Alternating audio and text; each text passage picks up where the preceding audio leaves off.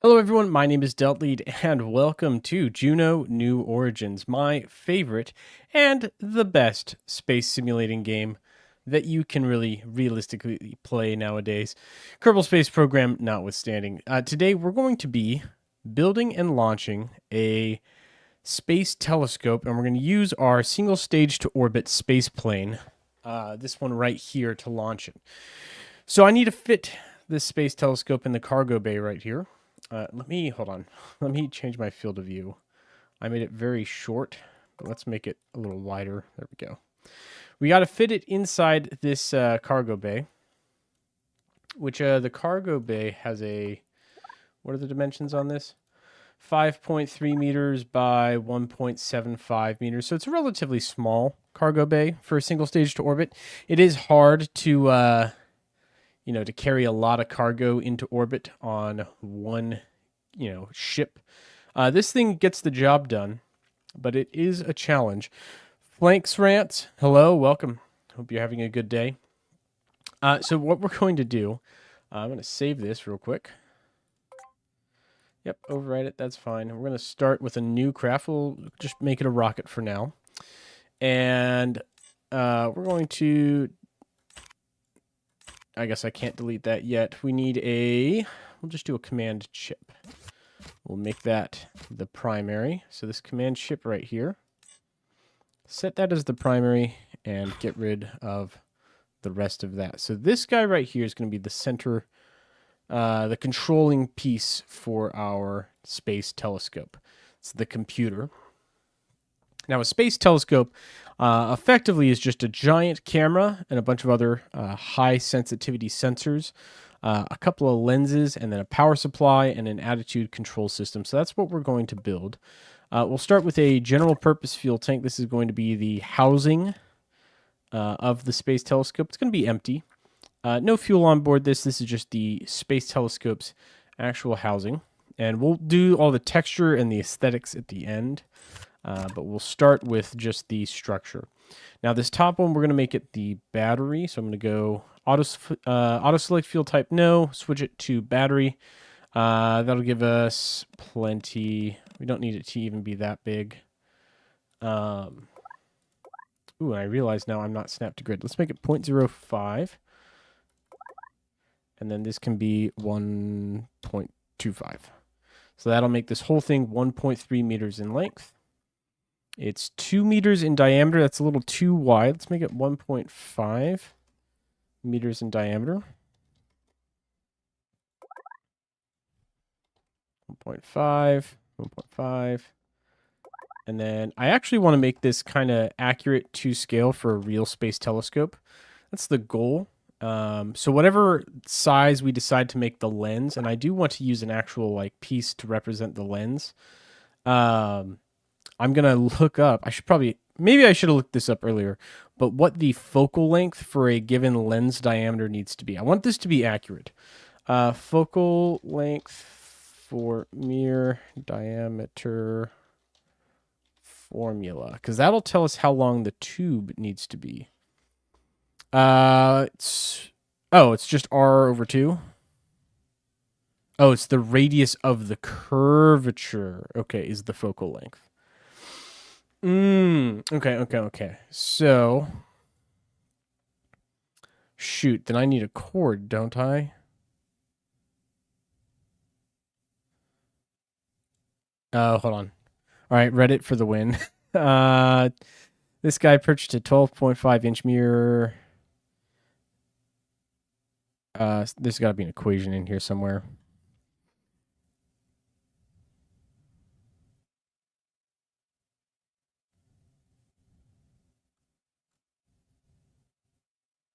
No.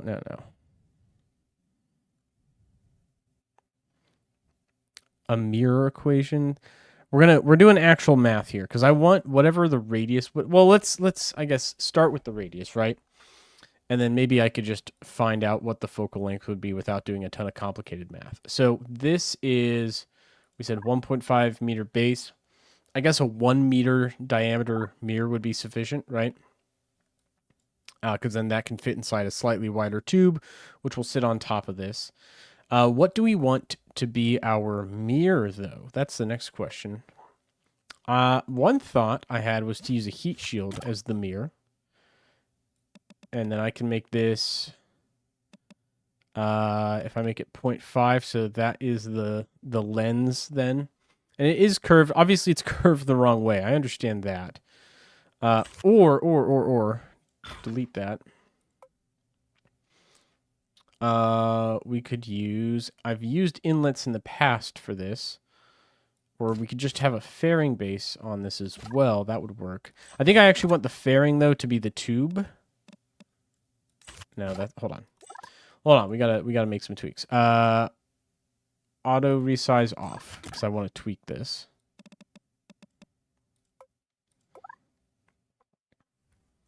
1.5 width. Yeah, it's probably good enough. Let's make it 1.1. Okay, like that. So then that's the tube itself. And this will extend up some length, but a 1 meter focal length for 1 meter mirror. How long is that going to be?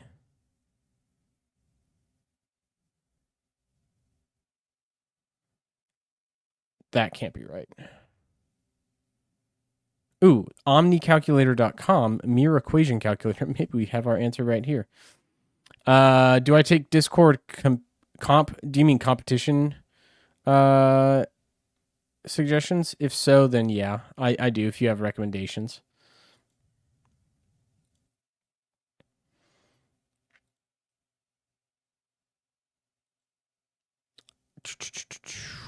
Nope, that's not what I want. Okay, you know what? Screw it. We're just going to guesstimate based on reasonable assumptions. I tried to do it properly. I give up. That might have been short-lived, sue me. Now we just need to figure out how to get the attachment points. That's going to be a little bit trickier. One thing we can do is kind of cheese the attachment points. If I add another plate on top of this and make it the diameter of the mirror. Add this fairing. If we go to the parts tool, this is some real like high-level building skills. Now I have this part attached, and I have the fairing attached around it. However, the fairing is still auto-sizing. Don't auto-size. 1.1, 1.1, 1.1, 1.1. Back. There we go. Okay. Now that's not going to change. I can put that right there, and we have our mirror base. That's the base of the mirror down there. Now I can attach the mirror itself, make it very small, give it the outer radius that I want, and then flatten it like so. And then now that is our actual mirror right there. Let's make it really, really shiny. Shinier. I guess that's as shiny as it's going to get. And I guess it does need a bit of an aperture, right? Because the way it works is you've got the big parabolic dish here, smaller secondary reflector up here, and then it goes down into the sensors. So the sensors actually sit right here, theoretically. And then that sits around it and encases it. And that looks pretty good. The other thing we need to do, and you can do this in additional settings, stage activation, none. And we're going to turn off all this so that it doesn't... we don't want this to stage, right? I don't want to hit space and then my telescope disassemble itself mid-flight. That would be non-ideal. So I think that should do for the base of our telescope, right? Just the basic portions of it. Now we need the secondary reflector. That's going to sit right in the middle of the tube and bounce light back down to the primary reflector. So I'm going to duplicate. How do I... There we go. I'm trying to remember the controls to this. I'm going to duplicate this. Again, I was going to do this accurately, but now I'm just going to do it for looks. Make it look nice. But apparently that's not going to work because it doesn't want to look nice. We're going to have to part scale. Let's scale this up a ton, actually. No, scale this down. Make it bigger. And then scale it down to fit. There we go. There we go. So now it fits down there nicely.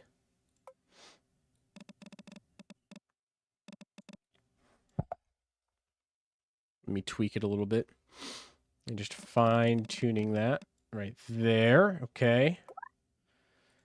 And then we'll just scoot it down. Like that.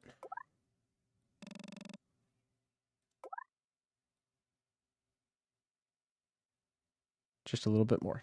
There we go. Okay, good enough. Stop all that. Great. So this is our secondary reflector right here. We'll set this off to the side for now. That's going to go sit over there. We'll attach this tube at the end. Oh, why is this not working anymore? Oh, that's why. Dang it. Oh, gosh dang it. Now it's all rotated wrong. Go back. Get back on there. You silly thing. Come on. There we go. Wait, wrong order again. There we go. There we go. Okay. That's all attached properly. Now, we need support arms, which I'm going to use these struts for. 60-degree angle. Should break it up into thirds nicely. We'll do 3 of them. We'll rotate these vertically. Whoa, not quite that vertically. There we go. And scoot them in and scoot them up. Now we just need to get the dimensions on these right. These will be square and pretty skinny. Like that. These can also be black because they're going to be on the inside of the satellite, and I don't want them reflecting any additional light, so they're going to be made of a light-absorbing material. We're going to set that there just to see them, and I'm going to scoot them ever so slightly inside. Yeah, perfect. Okay, so those are sitting there quite nicely. Now, let's move this off again. Second strut, this is going to be what actually holds the mirror up, right? This will be a little shorter. A lot shorter. It's going to go on top. Let's rotate this down. I guess we have two options. We could have it be slightly in or slightly down. I kind of like the idea of it being, or maybe slightly out, just like that. Ever so slightly, you know? Let's just get these into position right there. Okay, now this is where we're going to have to do some cheating. I think. We're going to have to do a little bit of cheating to make this part connection work nicely. Because I could connect it to the strut, but then it's going to be three-way symmetrical. So instead, I'm going to connect it to the base of the actual part. This is a little bit of cheating, but we're doing it in the interest of aesthetics. Because this is all, you know, none of this is realistic. Like, it's not going to change the performance of anything. This is just to make it look right. Come on, there we go. So that's going to sit there. We can stretch these out so they touch. Let's turn grid snap off and bring this up slightly. Also, maybe make this just a little bit thicker. And we could bring this in like that. And if I paint this black, all of a sudden now it's starting to look real good, right? Am I right? Look at that. Now that looks good. That looks the way you would expect it to look. Knowing nothing about telescopes, maybe it would look the way you expect it to look. Let's turn the textures off on these. Oh, no, wrong move. Undo. There we go. Okay. All right, we're starting to be happy with this. Let's make a couple more tweaks.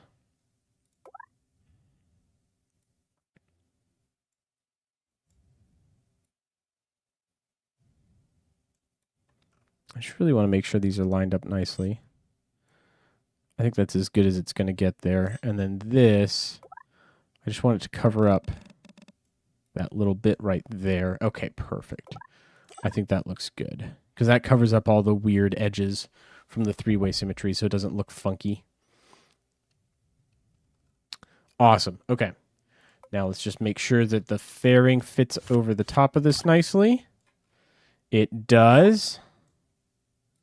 And it leaves us with this nice looking, oh, undo. Wrong one. Wrong one. There we go. There we go. All right, so that leaves us with this nice looking reflector. I think the reflector, this may be too far out, but screw it. It's fine. It's really not going to make that much of a difference. At this point, it's not going to matter.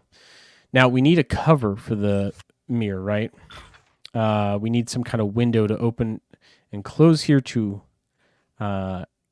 contain this, keep it from being continuously exposed to sunlight. The way we're going to do this, I'm going to get a rotator. We'll use a hinge rotator. Let's turn grid snap back on. And there we go. 360, so it's centered. Rotate this up.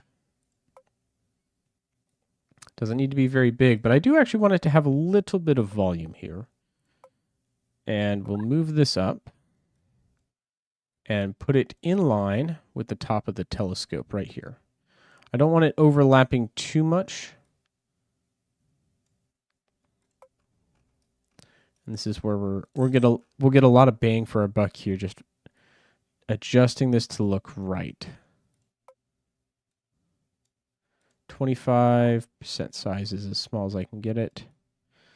There, so it's just barely inside, mostly outside. The hinge is right on the corner there. That's about right for where we want that. That's good. Let's add I think we'll do another strut. No. We're not going to do a strut. We're going to do a structural panel for this one, right? Let's see if I can get it to attach. There we go. Let's go back to grid snap. Make that nice and thin. It does not need to be very thick. Make it shorter. Get it rotated, lined up and in place. And then cover up. You don't know how people can stay in the designer this long? What are you talking about, my guy? You of all people. What are you talking about?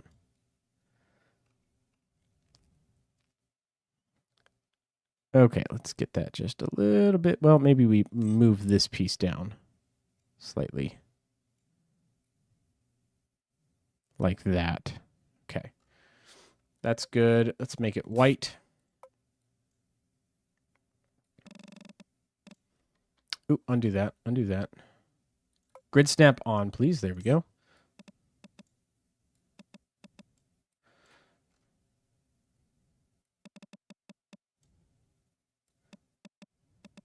Right about there. We're one too far on this side. There we go. Okay, so that's going to be half of it. Is that angled down slightly? Maybe it is. Whatever. No, it's flat. It's flat. It's probably flat. It's fine. So here's what we're going to do. We're going to create curvature. We're going to fake it until we make it, but we're going to make it look like it's curved by doing just a bunch of these panels.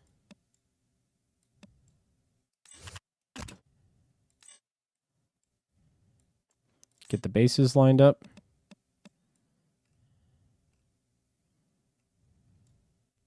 Why does that look terrible, though? Why does that look so bad? What am I missing here? Hold on.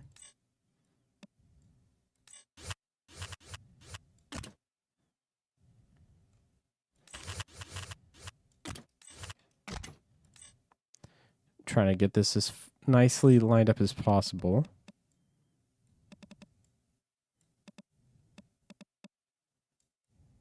Is that not symmetrical? Also, why are these slightly different sizes? That looks dumb. What's going on here? Am I crazy?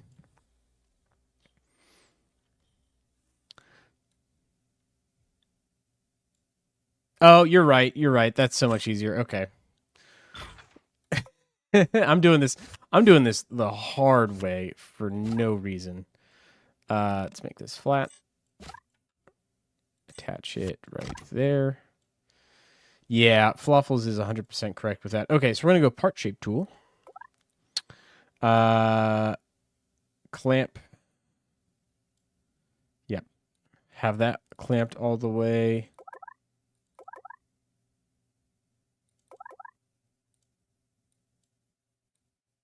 Nope, one of these. Nope. Nope. Nope. Nope. Am I dumb? Did I do this wrong? No, I did this wrong. Sorry. Sorry.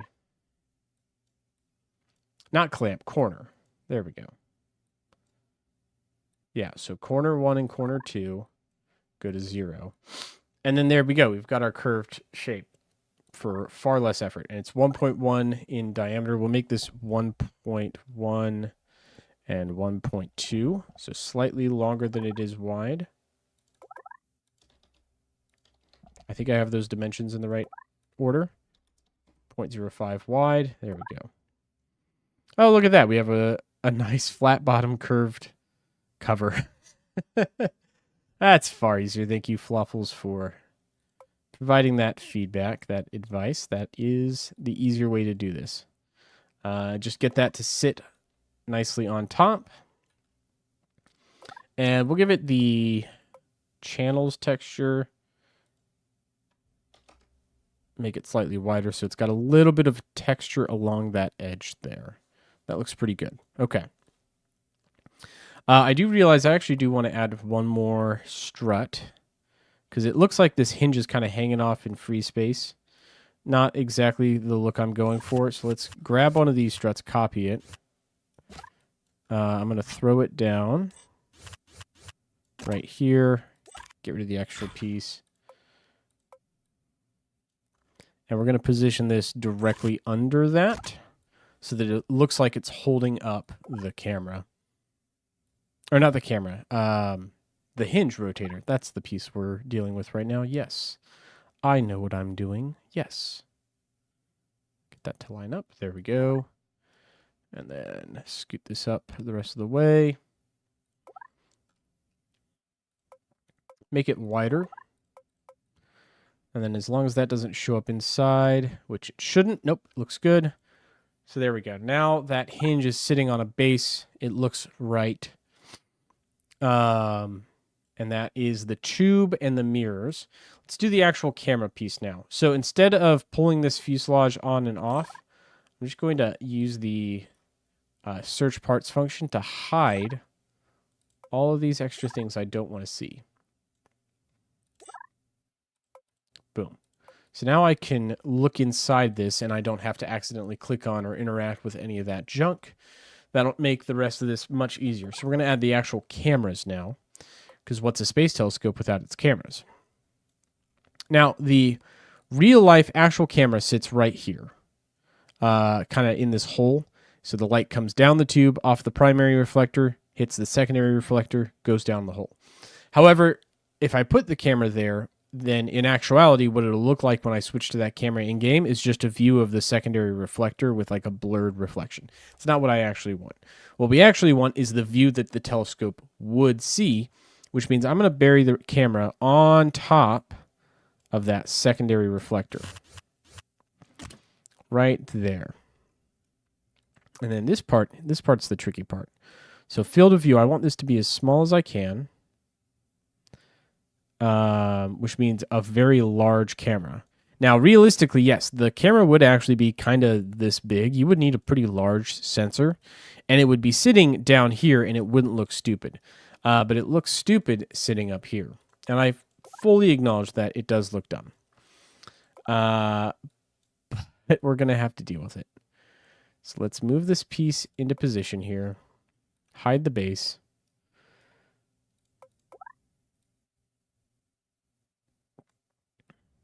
Try and get it lined up.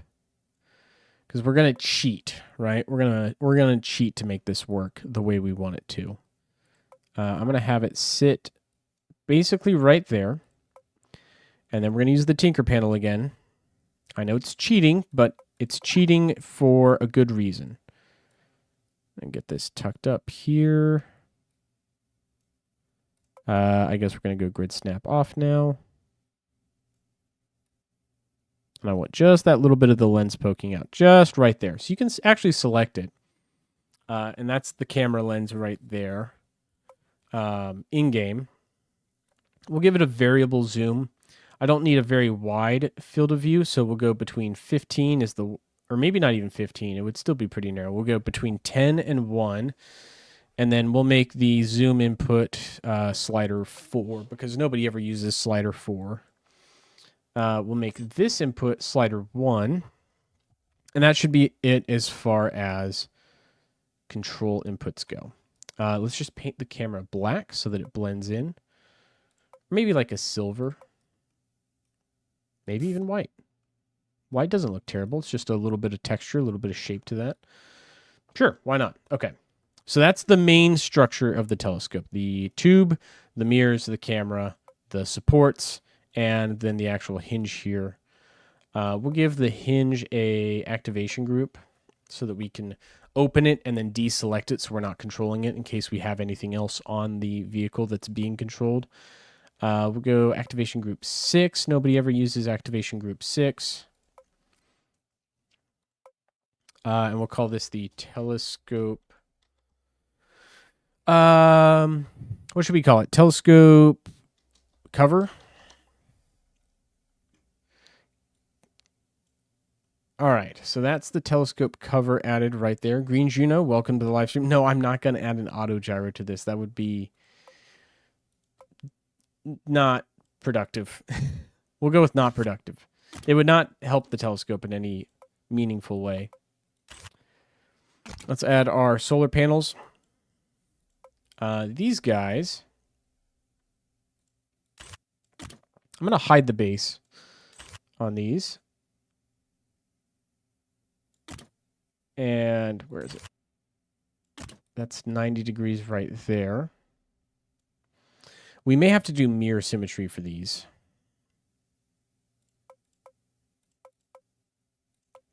To get this to work properly. Oh, will it not even matter for mirror symmetry? No, it will. Okay, that works. There we go. Scoot that back a little bit. What is it doing over there? Why is it over there? Hold on. Start open. And why is that guy all the way over there? What are you doing over there, silly? You silly guy. That's not where you're supposed to be. Oh, I guess radial symmetry was the correct answer. Okay, whatever. What's that fire next to the export button? Ember. It's a mod I have to customize the exhausts. I do have a couple mods. I also have export craft as object, which is a cool little feature. But we're not going to be messing with those right now. And then let's just verify. That's what it looks like open. But when it's not open, they do fold up in this weird orientation, but that's fine. That's fine for now. Let's add another portion to the bottom of this right here to round off the tank.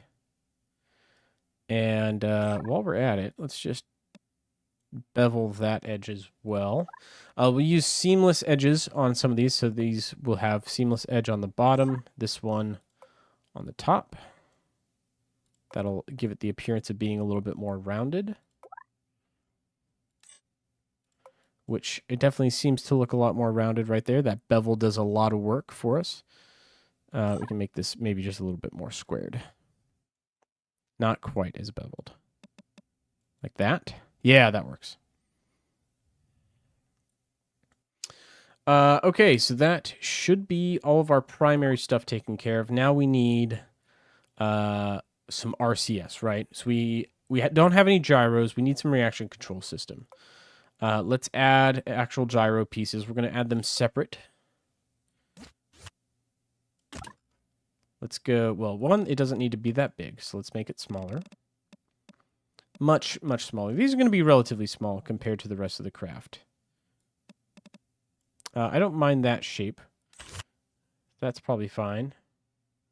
We'll go 45-degree angle and 4-way symmetry. So we'll have 4 gyros. Actually, I think Hubble had 6, didn't it? The Hubble telescope had 6 gyros. So we'll do 6 as well for ours. And these are going to be tucked away. They're not going to be visible. And we'll give them a little bit more power since they are pretty small. Now, we need fuel for it as well. Right? We need some reaction control system. Unfortunately, Juno New Origins doesn't have a multi-directional block RCS. It has the quote-unquote multi-directional RCS nozzle, but this is a swiveled nozzle, and I don't like how it looks. I like a more classic, like blocky, multiple fixed ports oriented in each of your axes for control. So we're going to do that. And I kind of want to build it with struts. However, these solar panels are in my way. So let's rotate these for one.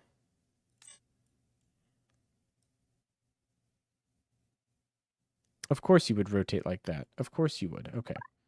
Can I scooch you in line? So you're at least out of the way? Yeah, that's better. Maybe we make these slightly smaller too.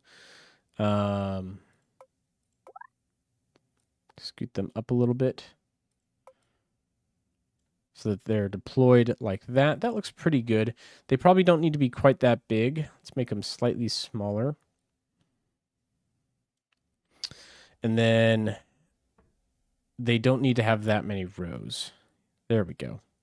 That looks pretty good. We'll mess with the colors on these eventually. We'll come back to that. That's going to be at the end. Put an ESA hinge on it. Sure, we could do that. Yeah, I'd be down to have the ESA hinges. They look pretty good. Set that right there. Yeah, all right. ESA hinge looks good. Good suggestion. Let's do our RCS. So we're going to use struts again. I guess I can duplicate this to start. It does not need to be that wide, so we'll go back to the narrower. 0.05, 0.05, 0.05, 0.05. And it doesn't need to be 2 meters long. It could be 0.75 meters long. Realistically, probably not even that long. Let's go 0.3. This is going to be relatively short. Where's my center of mass sitting right now? Actually pretty high up. We'll want to bring the center of mass down. And I guess this is where this comes into play, right? So this thing weighs 429 kilograms. We're going to go tinker panel and make it nearly massless. But in the interest of not cheating, I'm going to add that weight back in at the base. So it's going to be 0 grams up here, so we're not screwing up our center of mass. Let's add 495 is good enough. 495 kilograms here. We also need monopropellant for the thing. Do I have a monopropellant tank subassembly? No, that's not it. Delete that. Monopropellant tank. I do, but it's huge. That's too big. Can I make this smaller? Never mind. Let's start with just this, I guess. Hold on. Monopropellant tank. 1 attachment point. Okay. We'll use this as our tank, but we'll scale it down to a more reasonable size. So that's 0.6. Make it 0.3 by 0.3. 0.3 by 0.3. This will be 0.025. Doesn't need to be that long. 0.3, 0.3, 0.1. Sure. That works.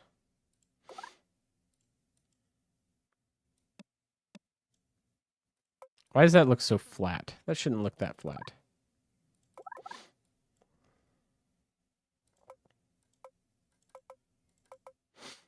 There we go. That looks a little bit more rounded. Okay, so that's good for the nose piece. Let's move that aside. Auto resize off, auto resize off, auto resize off. Throw out the rest of this here. Make it a little shorter. And then we'll take this piece and we'll make it ever so slightly wider. 0.35, 0.35. Now we can attach these back. If it'll let me. If it'll let me. Okay.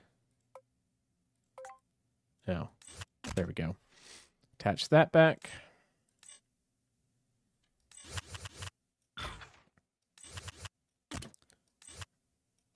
And duplicate those parts to the bottom, like so. There we go. So now we have our little monopropellant tank. I'm going to grab this whole thing, make it a linked body, and then we'll go to the part connection tools, turn off all the connection points on all these parts, and then just turn on this part. So none of the other parts will try to connect to anything, just this one, which makes it a lot easier to put this on at different angles. Now I want to use three-way symmetry for these because I think three-way symmetry is fun. Everything is four-way, so having a three-way symmetry can spice it up a little bit, you know, make it look a little different, a little bit more unique. Let's rotate that. There we go. And then I just need to move this in so that it is centered.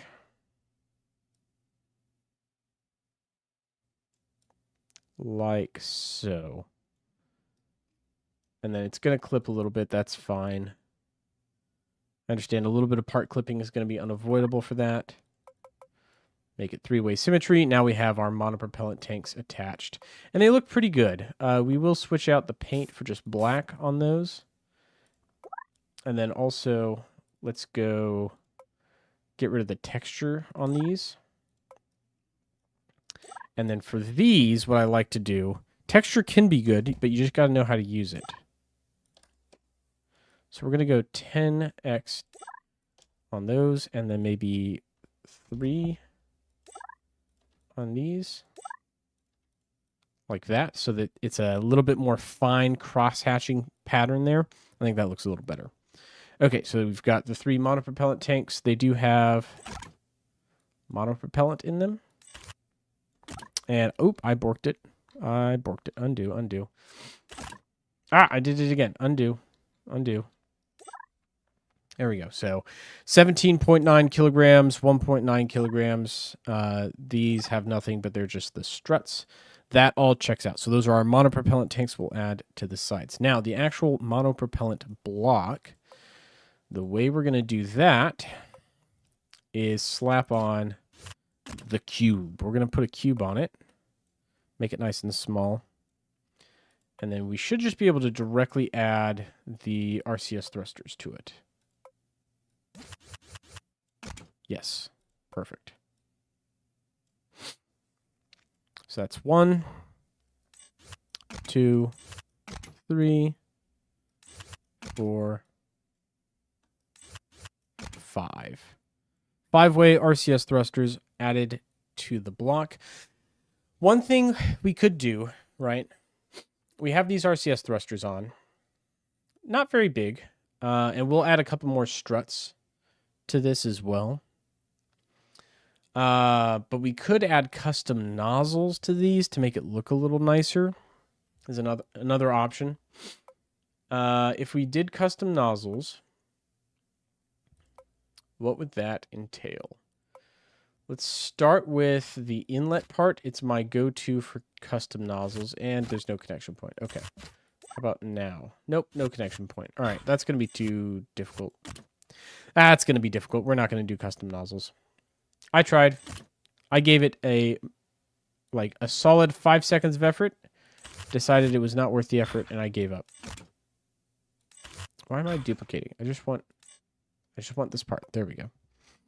Add a fuel tank. We added the fuel tanks. The fuel tanks are right there. There's 3 fuel tanks. Just like that.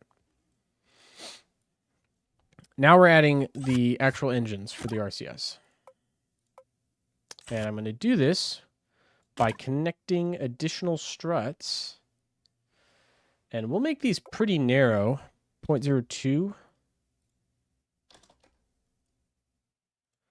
0.02. There we go. Just manually typing in dimensions for these.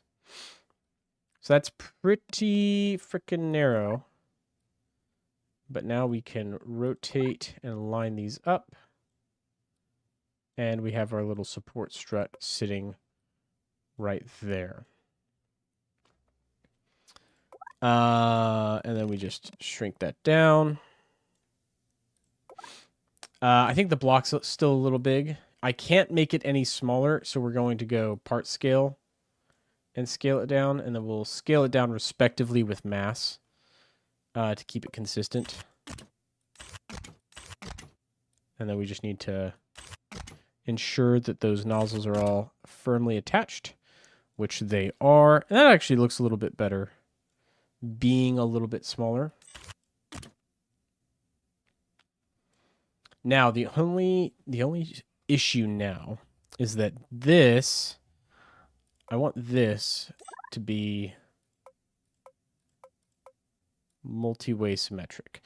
Ooh, that doesn't look terrible. Okay, let's do that, because that looks not half bad. We'll break symmetry, pull this one off, go over to this one, make it long enough to reach. Ooh, here's an option. Make it radially symmetric. Break symmetry again. Now, 3-way radial symmetry. Ooh, that looks pretty good, gang. That looks pretty good.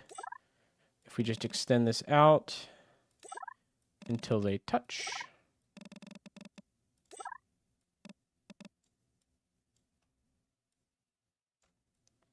What do you mean they're not lined up?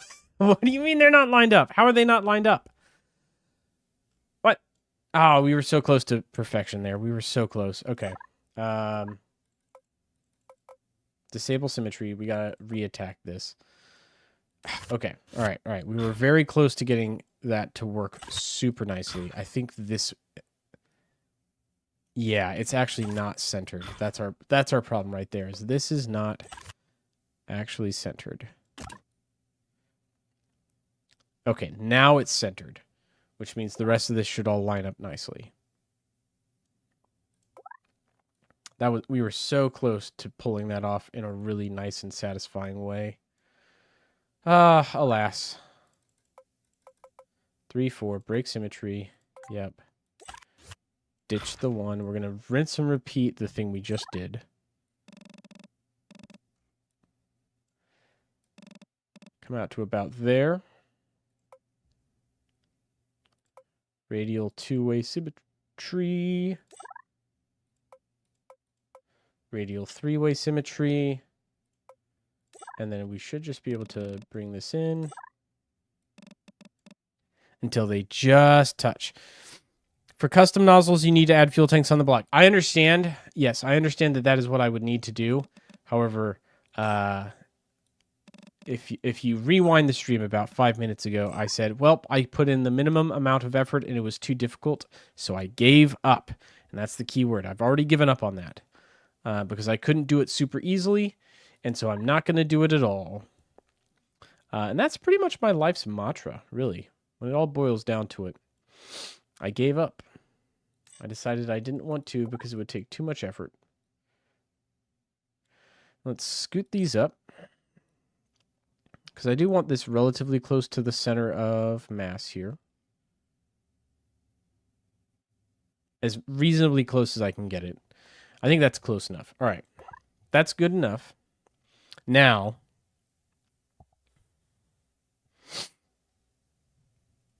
Sure it can. Sure it can. 3 is enough. 3 is 100% enough. It'll give you enough control, and the game actually does a pretty good job of compensating based on how many thrusters you have. So the way the game treats it, as far as I understand, from a coding perspective, it treats each RCS block as a vector, and it says, okay, I have this many pointing in this vector, and it adds them all together. I have this many pointing in this vector, and it adds them all together, and I have this many pointing in this vector. And then if you give an input command to rotate in a certain vector, it does a, I'm blanking on the math term, a dot matrix-y multiplication. But it basically picks, okay, I need, so much in this vector and then so much in this vector to compensate to get a net resulting torque that'll rotate me in the direction or move me in the direction I want to. And then it will assign each individual RCS thruster to fire accordingly. So you can have 4-way symmetry perfectly lined up with the center of mass. That's like the best. I'm going to do 3-way symmetry because I like how it looks. It looks fun. And I want to spice it up.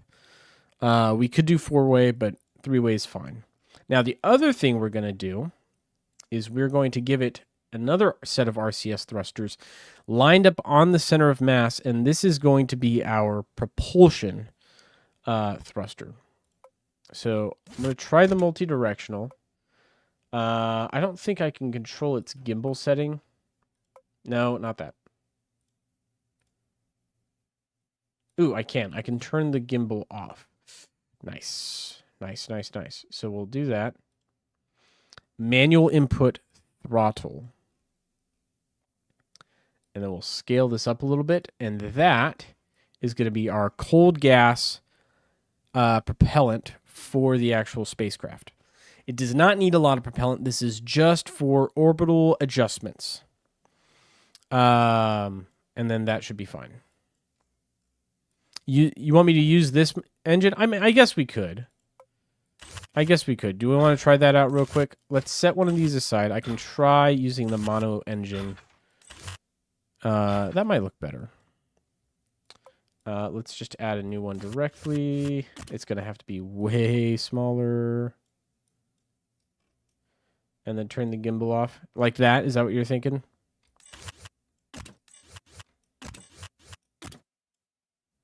It doesn't look half bad. Maybe I don't do the outward facing one and I just do the 4. Like that. I kind of like how that looks, actually. Yeah? We think that's good? I think that looks pretty good. I think that's good enough. It's good enough for government work, at least. Okay. So that's most of the hardware, right? We'll add a couple other things. Maybe I should get a picture of the Hubble telescope as a reference. So I have something to compare this against. We do need an antenna, and the Hubble had a pair of high-gain dish antennas that folded out. We could do those pretty easily. Excuse me. Would 2-way symmetry work if I put it right here? I think so, because that's basically flat, isn't it? Yeah, that shouldn't be in the way at all. Or we put it here and it folds out this way. Let's do that. So we'll start with a hinge connector, and actually I'll copy this hinge connector. This is all going to be 2-way symmetry. Let's go down in angular resolution a little bit. There we go. 2-way symmetry. Copy this strut that I've been using this whole time because it's been pretty effective.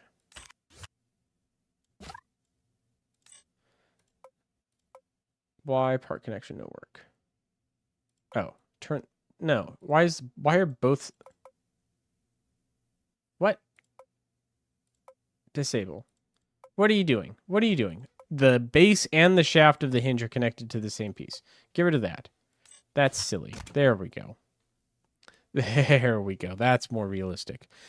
Let's change the shape of this. I want this to actually be circular. We'll give this radius 0.04. Slightly thinner than that central strut, but still a little thicker than the supporting struts on these RCS blocks. Kind of in between. Give it a length of 0.7 meters. So it'll stick out a little bit there. And then let's add a fuel tank. No, that's not what I wanted. Undo that.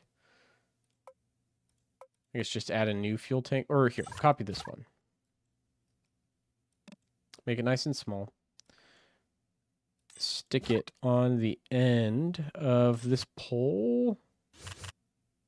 Like so. There we go. That looks nice. Let's focus the camera on it. Okay.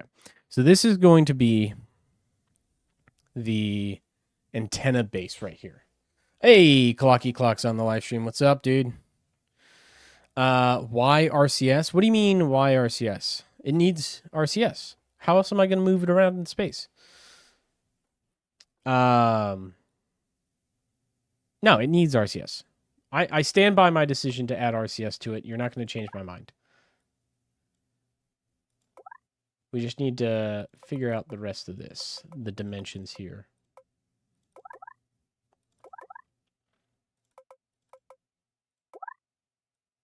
Something like that, I think, looks pretty good.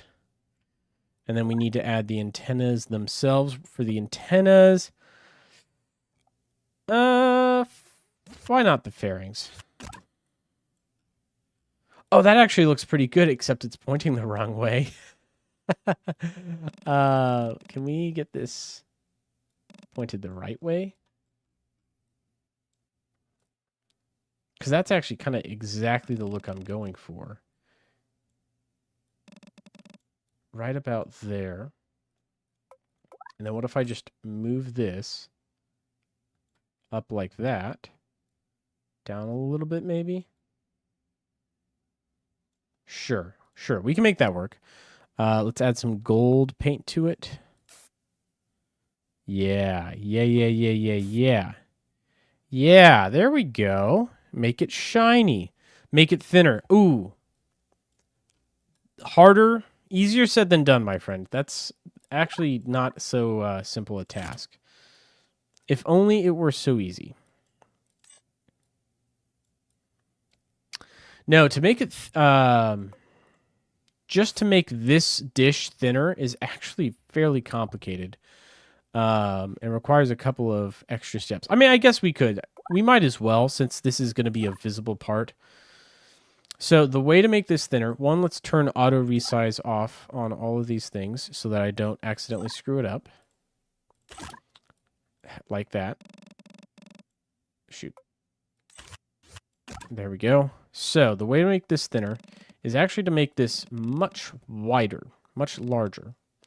And then to go to the Tinker panel and make the part much smaller, like so. Because if you use part scale, it scales everything consistently. And then it makes it look thinner. No, fatter is definitely not the direction I want to take it. Thinner, I think, is fine. That doesn't look terrible. Let's adjust this a little bit, though. And I kind of want to add... hold on. Move you off to the side. Auto resize you this time. No, I wanted you to auto resize. Gosh darn it. Okay. Let's do this manually. What is this? 0.07.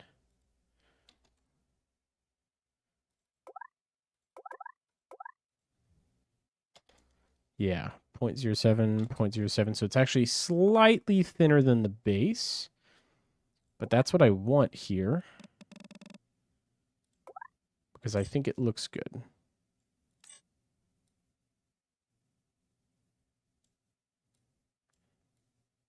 I just need to make sure that completely covers up the strut. It does. Good. And then we can move that back down. How does that look? I think that looks pretty boom diggity right there. Let's make it white. I like the higher contrast that gives. And then for this guy, the actual hinge here, this can be a little bit bigger. We'll just do the normal base, though. And then I'm going to scoot it in slightly and call it good. It's not yellow. It's not yellow. It's gold, to be clear. That's clearly gold. And like a pretty dark gold, too. There we go. All right, I think we're pretty happy with that as far as cosmetics go. Now, this is going to be its, initial orientation or deployed orientation. However, final orientation is actually going to be stowed, or sorry, I'm flipping my terms here. The final orientation will have it deployed. The initial orientation, it needs to be stowed. So we're going to have to rotate this 90 and then scoot it down and line up the base here like that. Yeah, that'll do. Let's make this super shiny.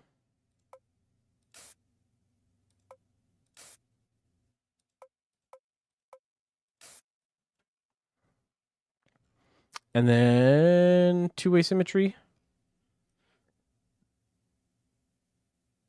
Yeah, two-way symmetry, right? So there's two of them, one on each side, and both of them clear their respective monopropellant tanks. That looks good. But the dish is pointed the wrong way. The dish needs to be flipped around, I think.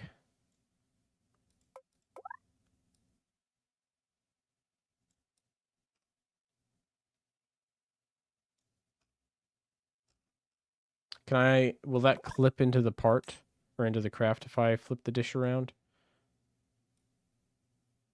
It will. So that's suboptimal. That's not really where we want that dish connected. Maybe we make it slightly longer then.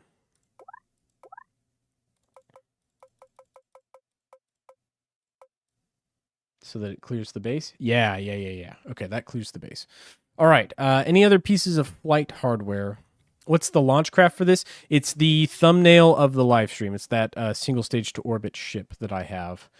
That will be our launch craft that we use. So I'm going to build this separate, then we'll add it to the launch craft, which Juno New Origins is a lot better about adding crafts to other crafts compared to Kerbal Space Program. Kerbal Space Program does it in a very messy, sloppy way. But with this, I can make this whole thing a subassembly and then drop it into my launch vehicle, get it all situated the way I want it. Much, much, much simpler. That's the one thing we're... that's the only thing you agree with me? You don't agree with me on anything else. That's crazy, dude. That's crazy you don't agree with me on anything else I've said. I see how it is. No, I understand. I get it. I've not played around with the donut tank. Is this a modded part?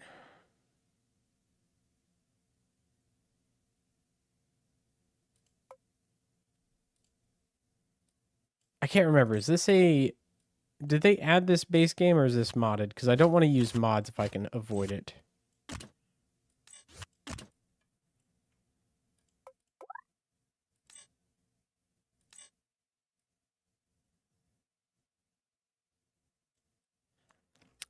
I think it's fine. It's probably fine. Let's add the donut tank in. Move the engine down. Add sprinkles. We're not adding sprinkles. What are you, crazy?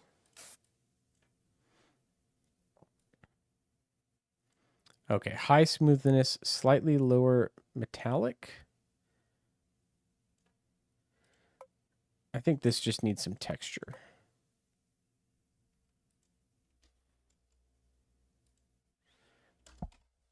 Yeah. That's what it needs right there. Some texture. That actually looks pretty good. I'm pretty happy with that. Let's go back to my reference image of the Hubble Space Telescope. I'm pretty sure everything else looks about right as far as we have it set up. The Hubble Space Telescope, the difference in diameter between the housing and the tube is actually much smaller. And this is smaller than the Hubble telescope was for sure. But as far as overall look, I think we're about there. It was also shiny. I'm not sure how shiny I want this to be. Maybe a little shiny. Let's start looking at the texture now, right? So what textures, what colors we want to make this. I do want it to be somewhat metallic. I think if we... That's far too tiled. No, that's the wrong direction. Let's do 12 and 12.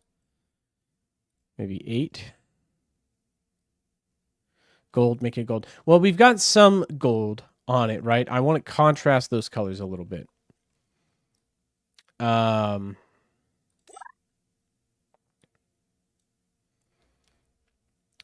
This, I think we're going to use the channels texture. Because it gives a nice... Yeah. That gives it a nice look right there. Same for this. Channels texture again. Like that. That looks good. You're just posting green squares, right? I hope you understand that those are just a bunch of green squares that you've like posted. Make it green like green Juno. Oh, okay, you do understand it's green. Got it. No, green's a weird color for spacecraft. I like green. Green's a great color, but not for spaceships, right? Like, green's a very natural color. You think photosynthesis, and this thing isn't really photosynthesizing. So that really would make sense now, would it? Ooh, that actually isn't terrible. Okay. So that doesn't look half bad right there with the channels. The only problem is I think this texture is a little too pronounced. But if we made it a little bit more, yeah, like that, that's starting to look pretty good. And what we can do to kind of soften this a little bit is we can take the detail slider down slightly, and it just makes all the edges a little bit less pronounced. Because then what we can do, we can go over here, and we can throw some colors on this, right? But we don't make it flat, we make it custom.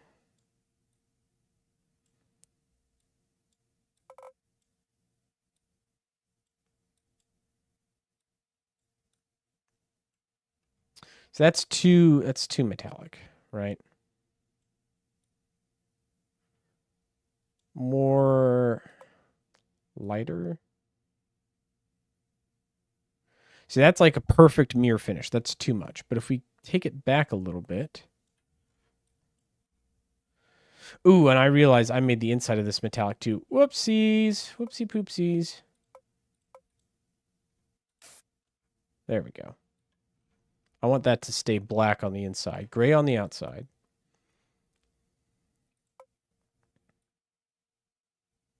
I think right about there is about as good as I want it to get. As far as like the reflectiveness, the shininess of it, I think that's good. And then let's just paint that the same. Am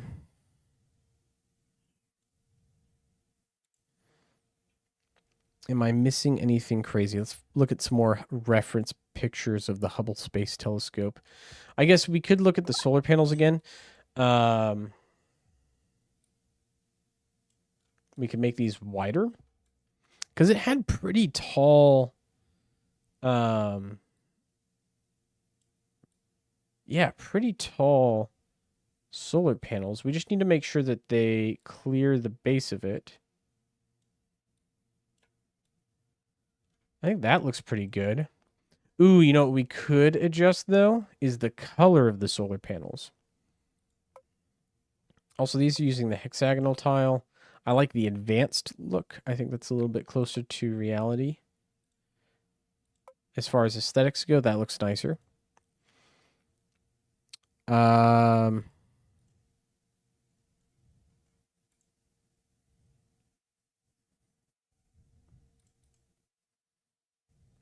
Yeah, sure. That looks decent. But we could change the color, because I think the Hubble Space Telescope had almost a reddish look to its solar panels, right? Almost reddish. It was still like kind of blue, but it was like bordering on red. But I think it was just so dark.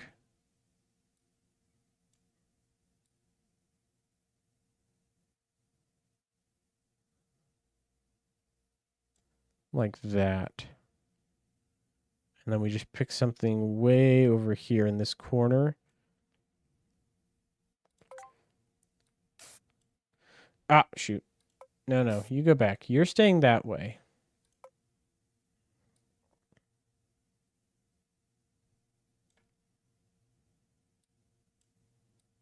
Ooh, that's pretty, but I don't know if that's quite the right color. Maybe it needs to be slightly darker.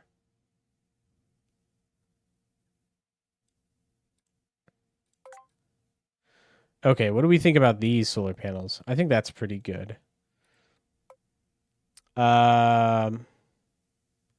Folds angle, we're going to go 0. Just keep them nice and flat.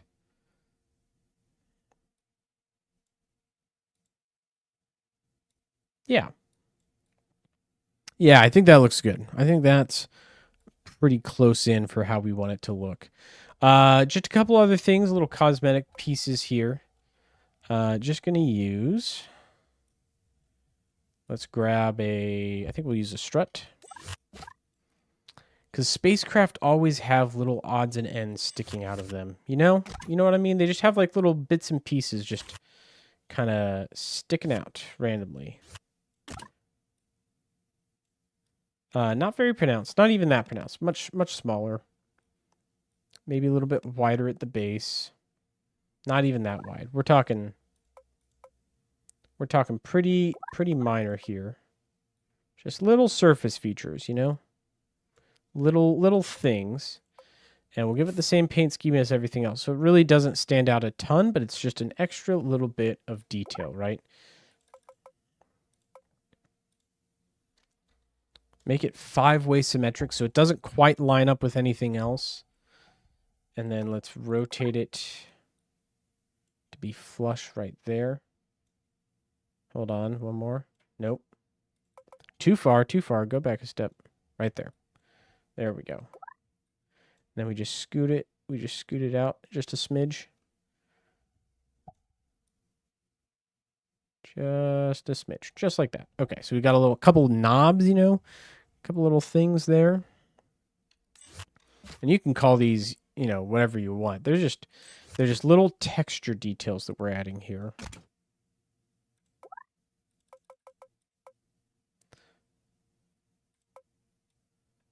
Yeah. I like how that looks.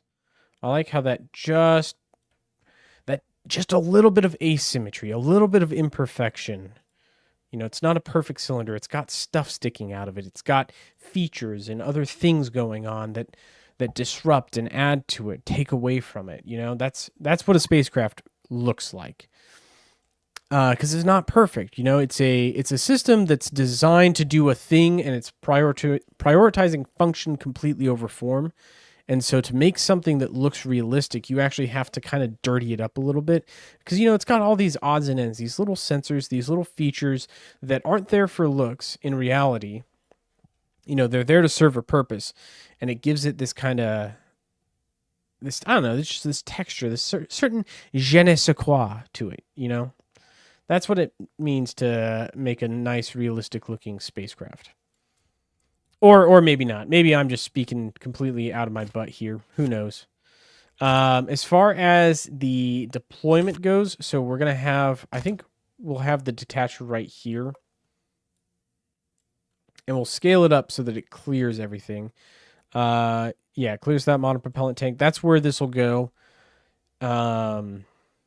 into the cargo bay, but I'm actually not going to add that here. We're just going to add this whole thing to the ship.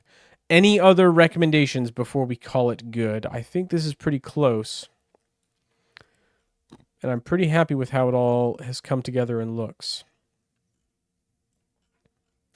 I don't think so. I think we're pretty much there, gang. One thing we could do, since we have this fuel tank, is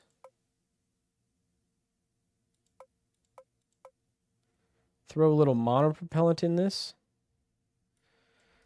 which gives us a 1 ton of monopropellant. How heavy is the full thing? 2.75 tons. Actually, that's about right for a telescope.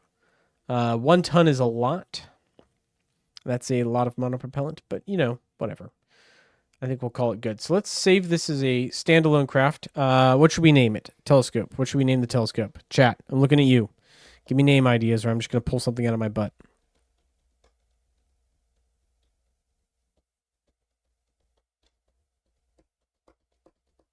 Going once.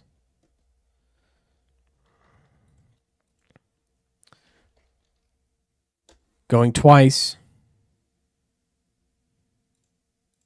Any recommendations? I'm looking for recommendations here. What to name it?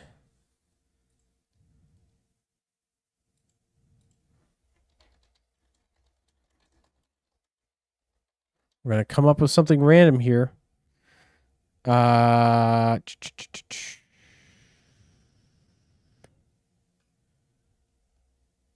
see.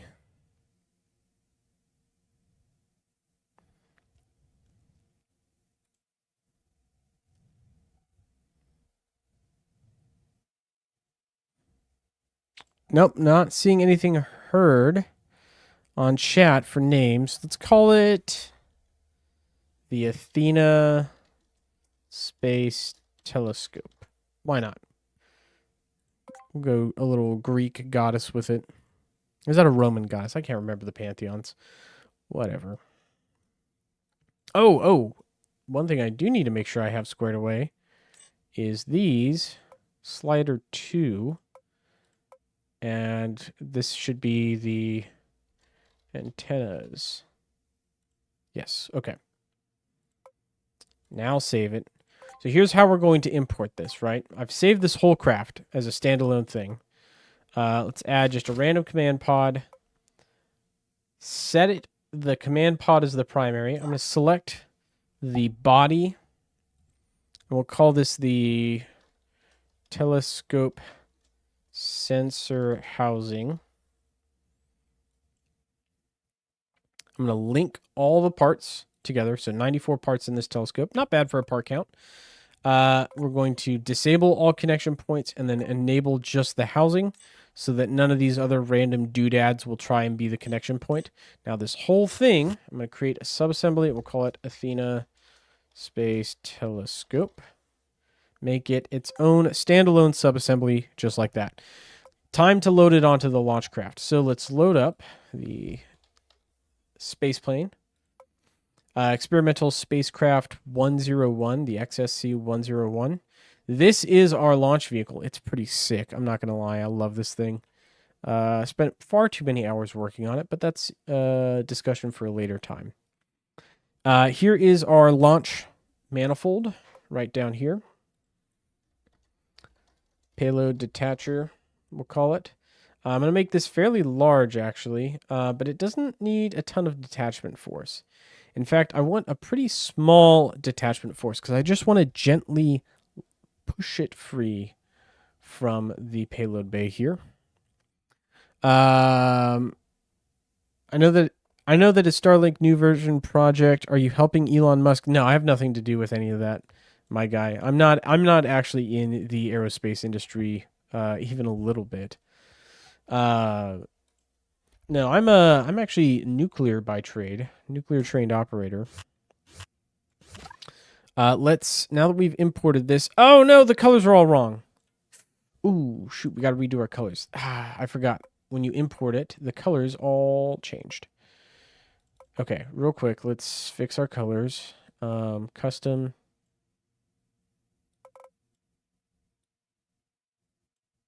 Full metallic. Like 84% smoothness. The textures are all the same. It's just the colors. And then this one was the custom one, right? It was fully metallic. And then we went for the deep dark red. Almost black. Maybe a little bit more red. There we go. Okay, I think that's pretty close. Yeah, it's pretty close. Okay. So this is the spacecraft. Let's just verify all the part connections aren't jacked up. Nope, they're not. And then another way to really quickly make sure that your parts only get attached to what you want is to disable all the connections except for the two things that I want to connect together. So in this case, it's the sensor housing and the payload detacher. I can connect those two specifically and nothing else. And then I'm going to rotate this because it's actually the wrong way around here.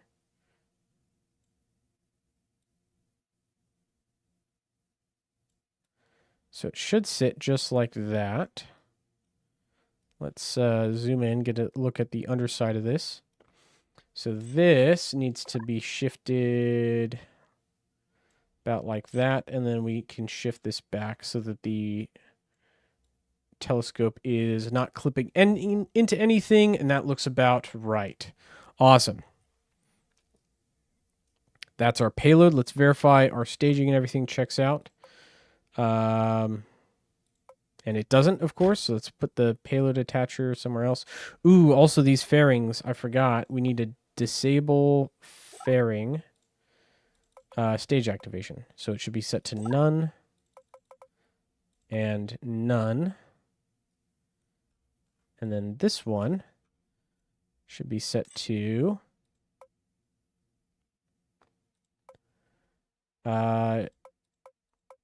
payload. There we go. Payload detacher. All right, so that is our setup. Center of mass. Let's just verify overall craft center of mass. Center of lift.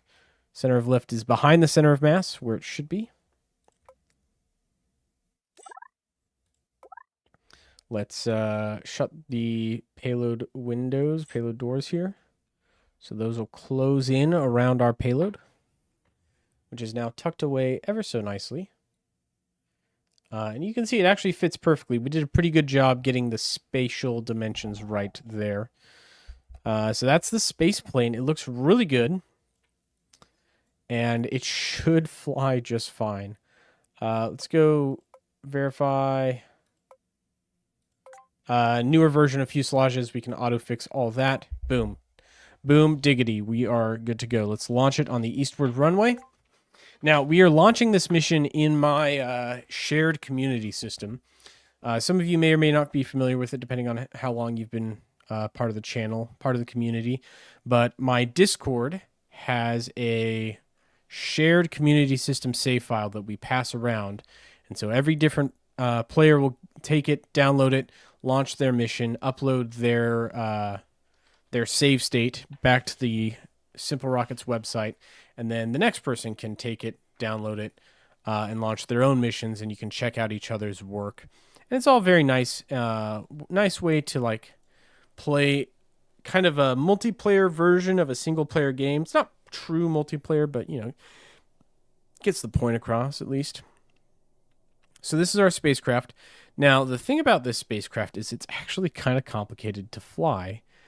So complicated, in fact, that I wrote a technical manual for it so that I wouldn't make any dumb mistakes, because there's a lot going into this.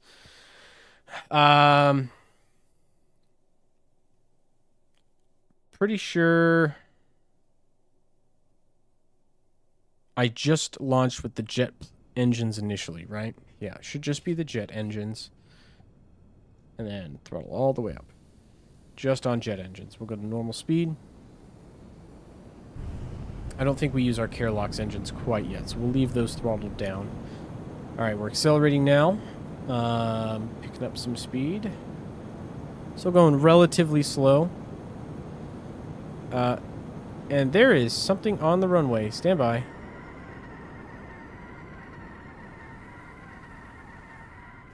Who put this here? Who put this here? All right, hold on. Relaunch. Relaunch. Someone left their... it is the community system, so somebody left their space plane in the middle of the runway. Whoever did that, thank you for that.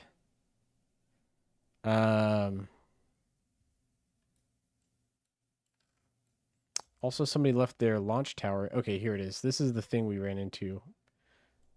Pretty sure. There's actually a couple of vehicles scattered around the Drew Space Center. You know, other people doing missions with shuttles and stuff.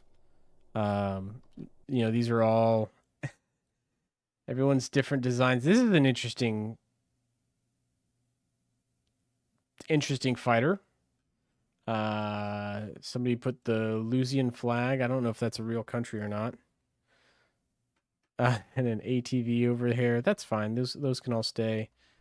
But this guy needs to go. Can I maneuver him? Does he have any fuel to maneuver with? No. Does he just need to be destroyed then? Is there even anything in here? No, there's not. Okay, so this is just some old shuttle somebody put down. Well, that's fine. We'll just go to back to my plane. And we'll go to map view. There's quite a bit of stuff going around here. Pretty sure it was this guy. We're just going to trash him. Is the runway clear? All right, ground control. Is the runway clear? Looks like it's clear this time. No, I did not create all these vehicles. This is the community system. So other players have launched vehicles and then they upload it, and that's where they end up here. All right, so this is my plane. And we're going.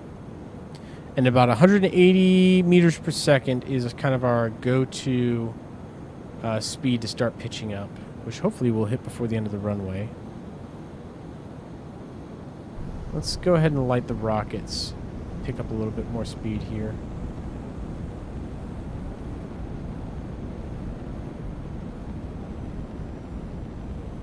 Okay. We're in flight. Let's go ahead and lock SAS. Gear up. We want about a 7-degree climb, which this is a little aggressive. We actually want to come down a little bit lower here. Kind of nice parallel flight. Let's go ahead and turn off RCS. Don't really need it at this stage. Okay, so we're just under a 10-degree climb. It's about where we want. So we're in our ascent cruise phase now. We're going to maintain between 5 and 10 degrees. Maintain our throttle at about 100%. And then we want to be at about 800 meters per second and 10,000 meters in altitude. That's our target to climb to. So we're building up speed as we cruise here. With the goal of accelerating pretty fast here. And we're still accelerating. We may want to pitch down slightly. No, I think we'll be fine. We're still coming up. 400 meters per second. Speed looks good. Altitude's 4,000 meters.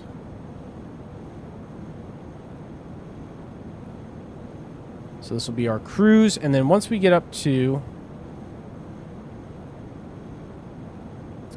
the actual like orbital insertion or the atmospheric escape burn, we will light the rocket engine in this higher altitude, pitch up to about 30 degrees, 40 degrees, and then run with the jet engines and the rockets until we are in the upper atmosphere. Then we'll shut down the jet engines just on the rockets and start to really build up speed, get up into orbit, shut down the engines, get up to apoapsis, burn, and get into orbit. That's the overall goal. It's actually a fairly similar flight profile. If you guys have watched my Kerbal Space Program FTL stream series, the single stage to orbit we were using in that runs a pretty similar profile. Let's look at fuel. We've got a little bit less than half of our fuel, our jet fuel, consumed at this point, which is about on track with where we want to be, and we actually do want to burn quite a bit of this off. Let's go slightly lower so we can speed up faster here. We're at 12 kilometers, not quite at 800 meters per second. I want to be going a good bit faster than I am right now.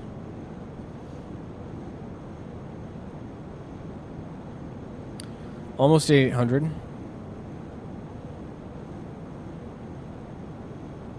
All right, that's 800. So we're going to go... I'm actually going to slow time down for this. We're going to pitch up.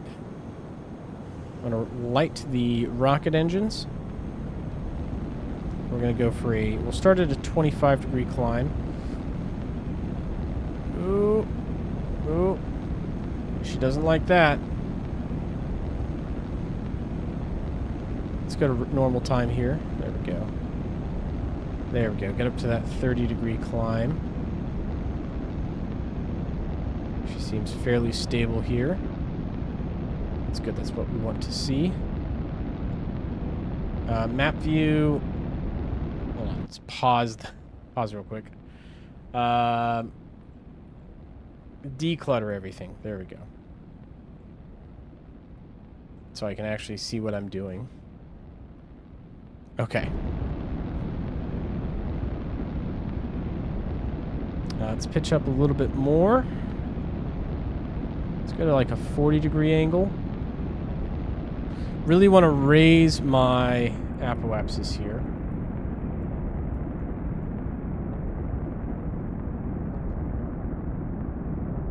Okay, jet engines are doing us nothing at this point. We'll go ahead and shut them down. We're just on our liquid rockets.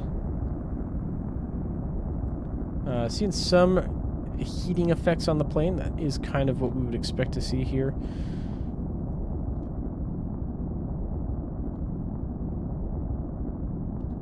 Apoapsis climbing about where we would expect it. Let's switch to orbital frame of reference.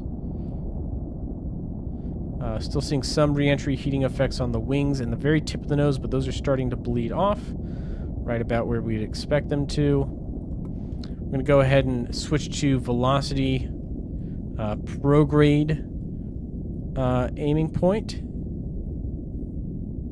Beautiful. All right, she's looking real good on the launch so far. We can switch to our cameras. We have a couple of cameras on board here. The rudder camera provides a nice view. Inside the cargo bay, docking port camera, all of those are options. Okay, apoapsis now 70 kilometers and rising. Carelocks, about 60 tons of fuel left. We are pretty much in vacuum, right? What's our air density at? Oh, not quite. We're still in the very upper edges of the atmosphere. Only 0.4 grams per cubic centimeter of air. Very, very thin here.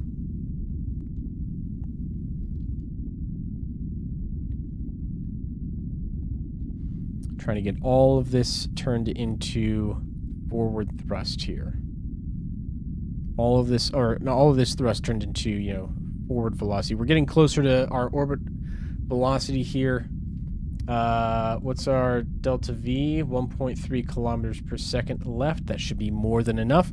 Pretty nominal for the launch, actually. I think this is going to go pretty well. The plane itself has no tinker, no tweaking of any of the settings. It's all fair, no cheats. So I'm pretty pleased with how this thing turned out. It's a little tricky to fly, but it performs pretty well. We have 780 meters per second left. We are nearly in orbit. Very, very nearly in orbit. This last little bit of fuel will get us there.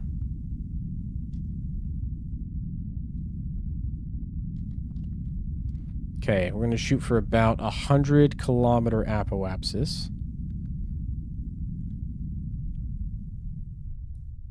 95, 96, 97, 98, 99, 100. So that's a 100-kilometer orbit.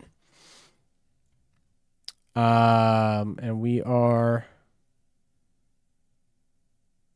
going to do a planned burn here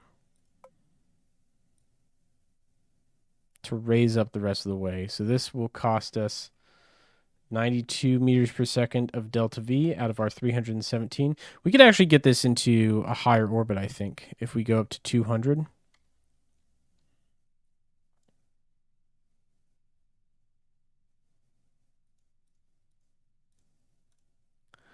Let's start with 199. What can I get for 200? If I do a planned burn here.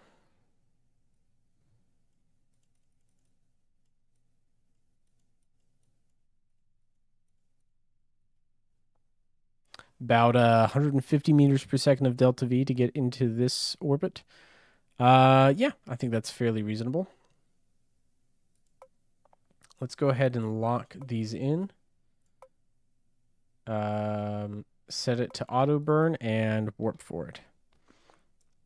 I do like Juno New Origins' way of managing planned burns, in that you can set them up in advance and then have the vehicle actually execute all the planned burns as it's planned. The addition of the maneuver node, being able to lock maneuver like in Kerbal Space Program, also very nice.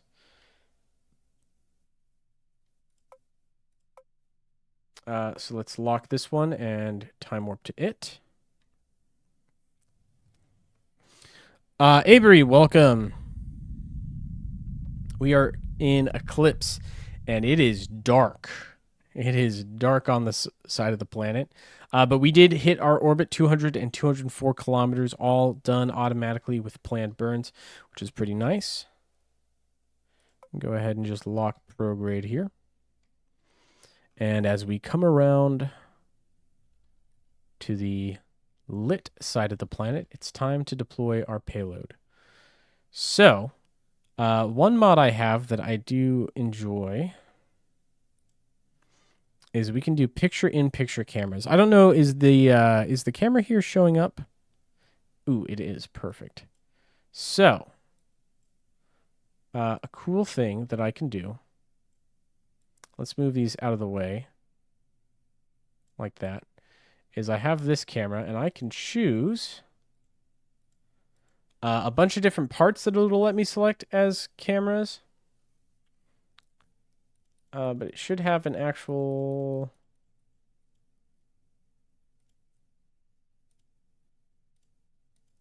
Oh, here we go. Payload camera. There we go. So we've got a nice little picture-in-picture view, and I can actually adjust the cameras here. Zoom them in, zoom them out, which makes for... This is a mod I have installed, but it does allow for some cool camera views.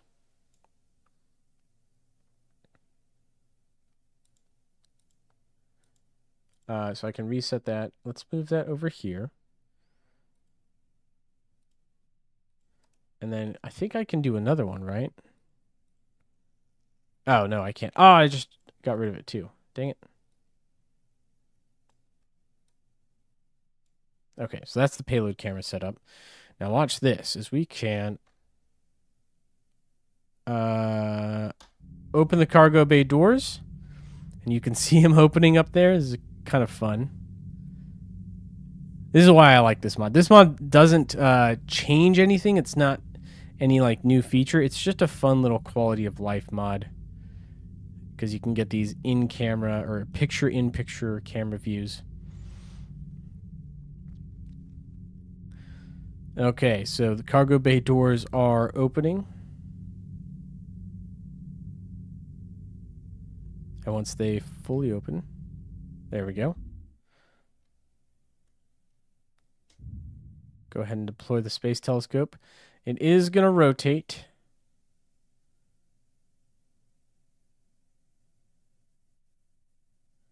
But it should clear the spaceship without hitting anything. Yes. Look at that. She's away. So the space telescope's out of the cargo bay. Free and clear. A little bit of a rotation to it. But that's fine. The other cool thing is that the craft will stay kind of locked in here. Although it's pointing at the wrong thing, which is not good. Why are you pointing at that? Hold on.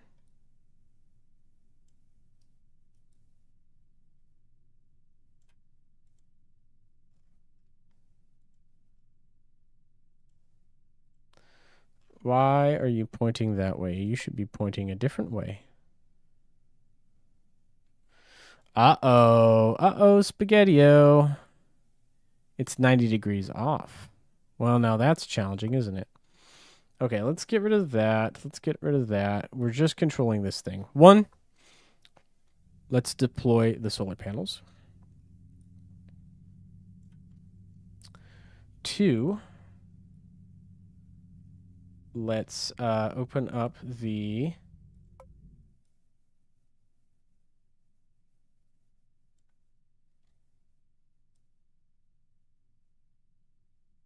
actual telescope cover. Good.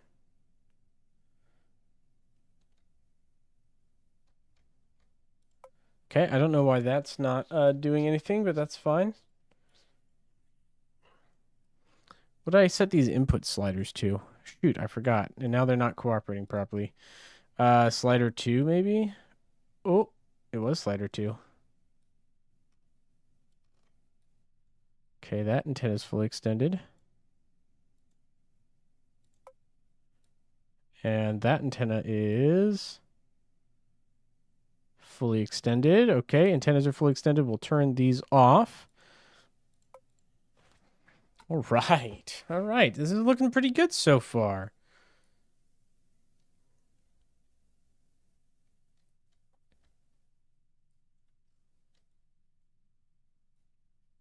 Now, let's see how the camera works. Nope, these are all the wrong cameras. Okay, here's a camera. So this is the actual space telescope camera, right? Now, if I zoom it in, it can get very, very zoomed in here. Let's do this. I'm going to target, say, Titus, the gas giant. Target him, right? Now, I should be able to point my little camera. Ah! But alas, he is out of range. Can I get it centered at least?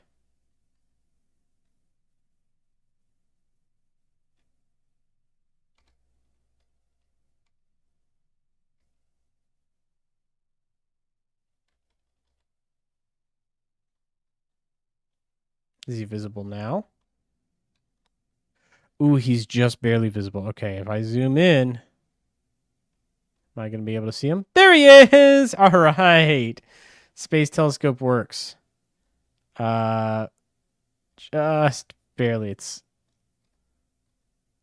a little finicky to get pointed and stable. But I can, in fact, point at Titus. At a 1 degree field of view, the game starts to get a little weird. You can see these little black lines starting to show up. Also, because Titus is moving, I have to continually adjust to point the camera. Now, I could lock on target. However, because my frame of reference is wrong, I can't actually do that.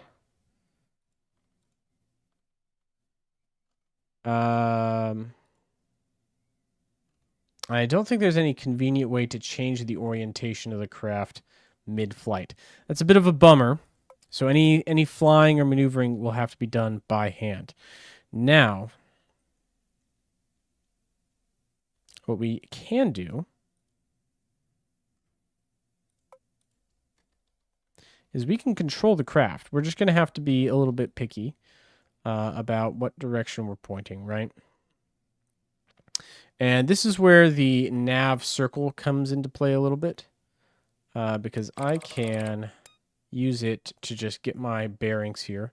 So right now we're pointing prograde. If I go back to the vehicle here, it's in a 204 by 200 kilometer orbit. I can use my little monoprop engine now to accelerate the spacecraft. Look at that. And just like that, we're moving along. We've used about 0.05 tons of monopropellant gas now. with this cold gas thruster. And we're slowly accelerating away from the launch vehicle here. Let's bring this up to a 250 kilometer orbit. That should do. Now, I would say we would be able to do, you know, the craft have the correct orientation. Otherwise, the auto burn's just not going to work. So that's a bit of a bummer. We'll have to manually control the burns. Not the end of the world. We can absolutely do it. And you can see our spacecraft here. Its next burn, raising its periapsis now. We may have to break this up into 2 burns to get the precise kind of measurements that I'm hoping to achieve here.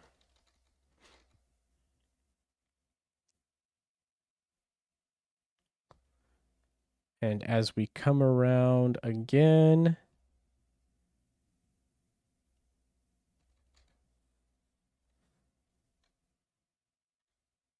get a little bit closer to apoapsis here.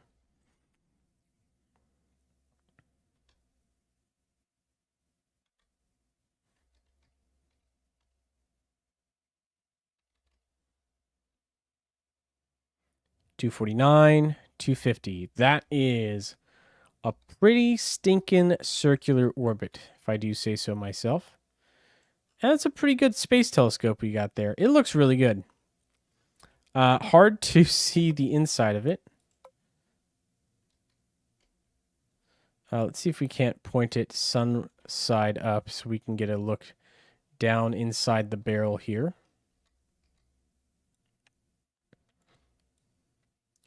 There we go. Now you can see the inside of the barrel pointed towards the sun with all of its reflective shiny surfaces. That looks really good. Let's name it real quick. There is a lot of stuff flying around here. Rename this Athena Space Telescope. Yep, that looks good. And that'll do it for the mission. We've launched our space telescope. We can now do little observations. We've got fuel, we've got batteries, and I guess we have care locks on board. I thought I had emptied this out, but apparently not. So we do have some care locks on board this for some reason, but that's fine. That's not going to bother me or anything. This thing looks really good. I'm really happy with how this turned out. It only took an hour to build, and it has a really nice nice appeal to it here. So let's turn RCS on, and we can use the RCS. You can actually see how the RCS thrusters fire kind of in coordination with each other now. So I can pitch up, pitch down. I can yaw, or I can yaw and I can rotate with the 3 sets of RCS thrusters just fine. No real issue there. It does expend some decent amount of monoprop, so we'll leave that off for the most part. And then, this last one is deactivated until we turn it on. So it is part of the RCS activation group, but we can also turn it on and off manually, which will be fine. So this is the telescope, and we'll go ahead and switch back to our spaceplane. So let's go grab this guy, and we'll fly him. Now we need to bring him in for a landing. This thing is meant to be recovered. We have very little fuel left, but we should have enough. And if we don't have enough fuel, we do have enough monopropellant. And we don't have to worry about issues with the command node being pointed the wrong way, because it literally won't matter here.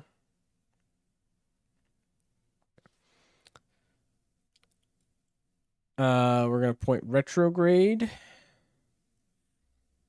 I guess I can turn RCS on to help this speed along a little bit. A couple of big overshoots here. Let's actually look at our PID.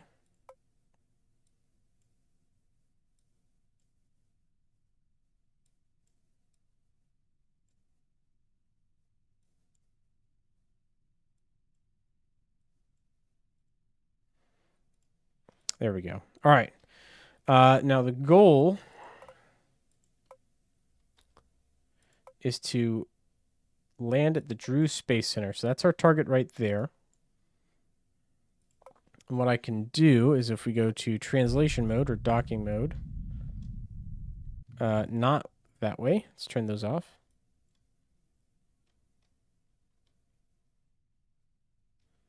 There we go. Let's use monoprop and we'll deorbit ourselves here with the monoprop. Maybe. Maybe we won't. Maybe this will take too long. 8 times time acceleration. Make this happen a little faster. We actually want to expend as much monoprop as possible here. The other thing we need to do is pump one of these tanks. Yeah, this ox fuel tank needs to be moved from the front of the ship to the back. So I'm going to drain this one. I'm going to fill up this one. Nope, wrong one. This one. Fill up this one.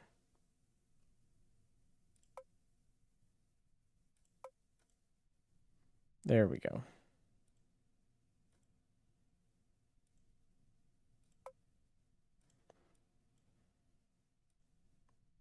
And stop that. 88 kilometers, apoapsis, that's fine.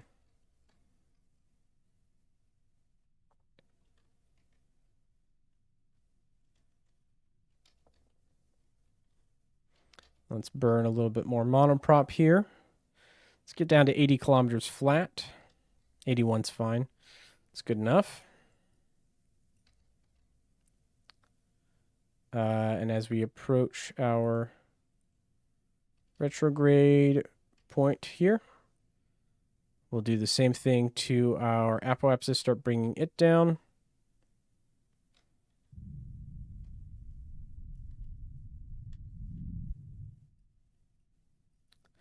And we are suborbital. We have a little bit of fuel left in the tank, but it's time now. We're going to point up. And let's shut the cargo bay. Turn off the cargo bay lights here. And start lining up.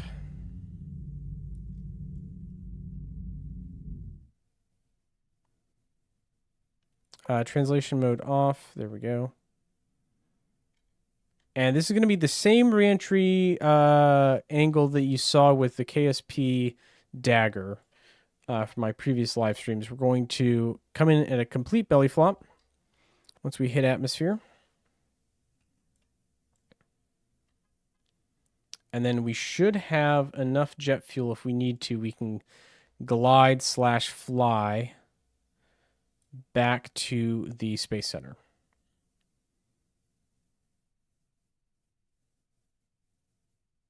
We are continuing to expend monoprop, and I'm going to want to expend about as much as I can here in the upper atmosphere. Every ounce of monoprop I spend now is going to help keep the plane controllable when we get down into the thicker portions of the atmosphere. Here's the bulk of the reentry heat that we have just pushed through. And now that we're down, I'm going to go ahead and just try and pitch up as much as I can here. And we'll glide. So we're actually maintaining velocity pretty well at this point. I'm going to go ahead and turn on the jet engines. We'll turn on the rocket engines as well. And burn a little fuel there.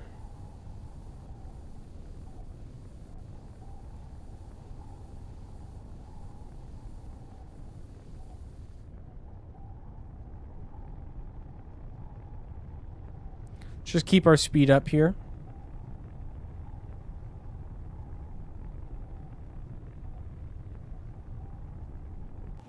Okay, rocket engines are expended.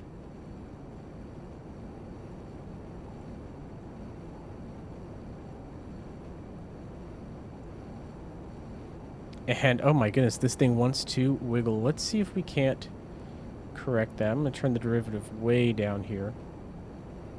That fixed it. Okay, sweet. So now we're cruising just on jet fuel. Maintaining a good speed, not trying to let my velocity get too high here. We're starting to wiggle again. That's fun. It's always a good sign things are going well.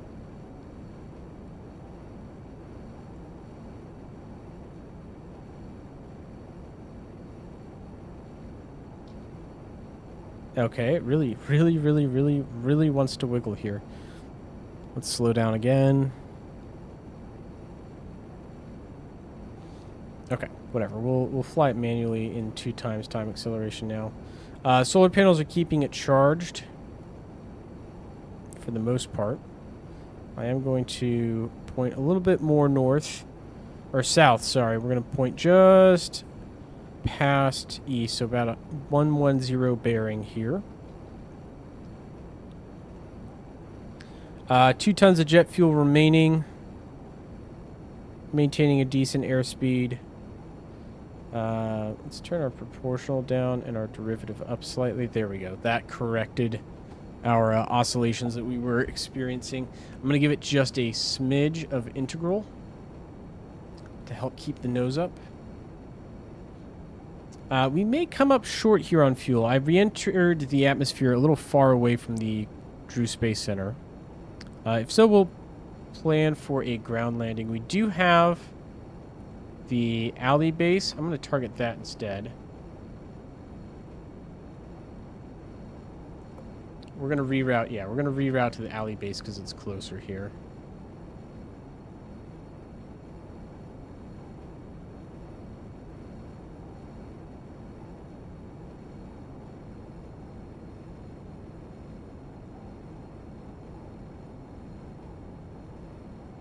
Okay.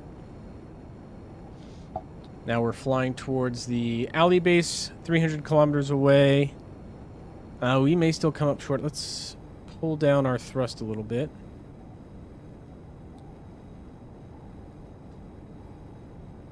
Yeah, we're still going to come up short. Darn it. Okay. Well, we have ground under our feet. You know, we can land it. And this thing glides fairly reasonably. We'll make it as close as we can here. 200 kilograms of fuel. The last little dregs. The absolute fumes in the gas tank at this point. Barely anything left in the tank here. 100 kilograms. Basically nothing. We are over the desert, which I guess is a plus. And that's fuel. So we're absolutely zero on fuel. So let's start looking at a landing zone. Now, these cliffs up ahead look no good. That's not useful to me anymore, so we'll go ahead and turn that off. We can glide for a little ways here. Maybe if I get past these cliffs, this area past them, these hills, might be a decent enough landing zone. We just need to find ourselves a spot to try and put it down. I do have drogue chutes and a parachute on board that we'll be able to activate.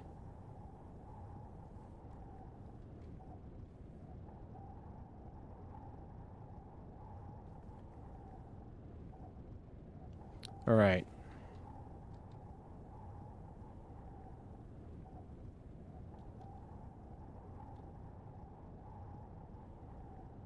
I think here, right in front of us, actually looks decent. So let's shoot for this. Gear down, start slowing ourselves.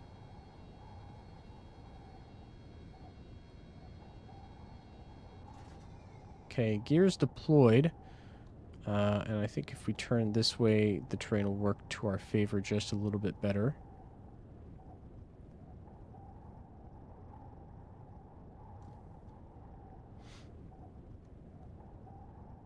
Okay. I think that's as good as it's going to get. Now the name of the game is decelerating. I've got drogues on activation group 7, actual parachutes on activation group 9. Once we're down, we'll use those to bring ourselves to a stop. Brakes deployed. Parachutes away.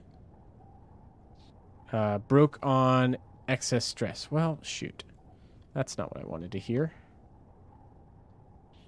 We are kind of bouncing. Landing gear is able to take it. We're less than 100 meters per second. Pitch up. Pitch up. Pitch up. Pitch up. Okay. Hold the brakes down. There we go. That was decent contact with the ground. And we are decelerating. Okay, so we are safely on the ground now. No damage to the craft. Maybe some sand in a couple of places that this thing is not designed to have sand in. But, you know, aside from that, you know, nothing crazy. But that is our spacecraft. I mean, it works pretty well, all things considered. We just chose a poor landing spot. But it's down, and we'll recover it, bring it back to the Space Center. We've deployed our telescope. So that's where we're going to leave the live stream. I hope you guys enjoyed it. If you do want to participate in this community system, if you want to look at or even fly the telescope, use it to take pictures of the moon or something, I don't know, or launch your own missions in the system, I highly encourage you to do it. You can check it out on my Discord. It's public, free for everyone. You just need to have the game. There's some rules associated with it just to keep it from breaking for everyone. So be sure to follow those if you do want to launch a mission in it. And thank you guys so much for tuning into the live stream. This was a fun one. Good to be back playing Juno New Origins. So I will see you all in a future live stream or video. And I hope everyone takes care. Stay safe.